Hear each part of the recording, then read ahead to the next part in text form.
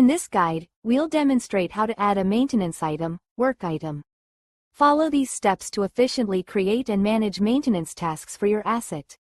By following the engaging instructions provided, users can navigate through the process seamlessly and enhance their task management capabilities. Jump to the structure icon at the dashboard's top right side. Type the required structure ID in the search bar. Select the desired structure from the search results, which will take you to the asset summary page. Shift through the tabs available on the asset summary page and click on the Maintenance tab to access the maintenance page of the asset. Locate and click the Add Work Item button to start creating a maintenance item. Complete the form with relevant information. Note that the attributes may vary depending on your agency, as the form is configurable in the admin settings.